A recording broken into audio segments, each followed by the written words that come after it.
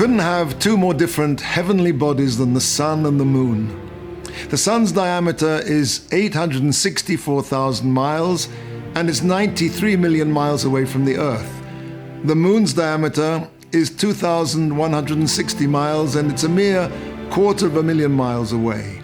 But, amazingly, they seem to us almost exactly the same size. When there's a solar eclipse and the moon passes in front of the sun, the 2,000-mile diameter moon covers almost exactly that 864,000-mile diameter of the sun.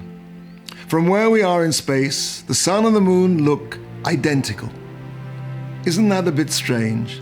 That our planet Earth is located in one of the only places in the entire universe where the sun and the moon look exactly the same size.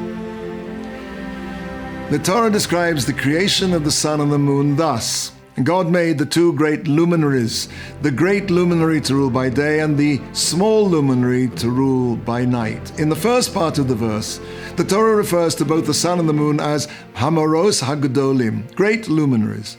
In the second part of the verse, it calls the moon Hamaor HaKaton, the small luminary. Rashi explains that God created both the sun and the moon equal, but the moon, so to speak, complained that two kings cannot share the same crown, so Hashem told the moon to make itself small. Every month, the moon gets smaller and smaller and smaller until it vanishes completely.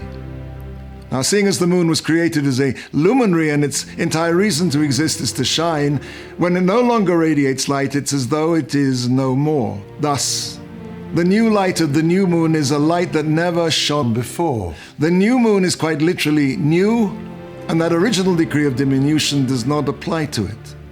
So this new moon has the potential to grow to its former greatness, as it says in the prophet Yeshayahu, Isaiah, "V'haya or halavana ka'or hachama." A day will come when the light of the moon will be like the light of the sun.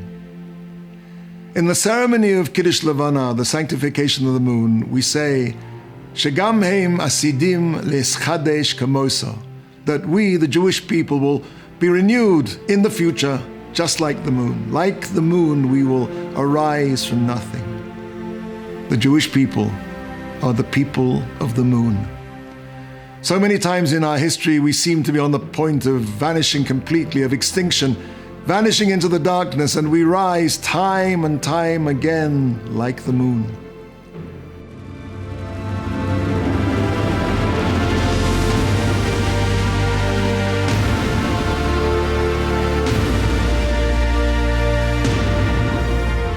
Tisha B'Av, the 9th of Av, is the Jewish people's national day of mourning, a day of utter destruction, of utter darkness. And it is from that total nothingness, like the darkness of the moon, that our redemption will come.